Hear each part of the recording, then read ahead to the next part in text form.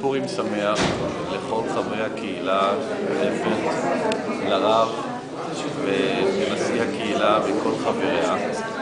אני שמח לתת לכם את ברכתי מתוך כינוס הרבנים שמתקיים בפריז. נמצאים כאן מאות רבנים, אנחנו כבר באווירת שמחה שמקדמת את פורים. אתם יודעים שהמן אמר עלינו ישנו עם אחד מפוזר ומפורד בין העמים.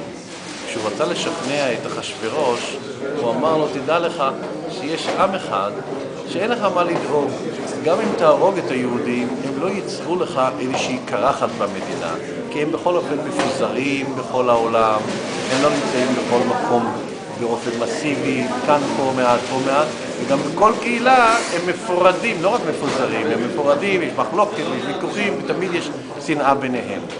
דווקא ביום פורים כזה זה יפה שהקהילה מתכנסת ומראה להמן ההוא ולכל המן בכל דור ודור. אנחנו ישנו עם אחד ומאוחד וממילא גם מיוחד. ואם מפוזר ומפורד, שזה יהיה רק בגויים ולא בינינו.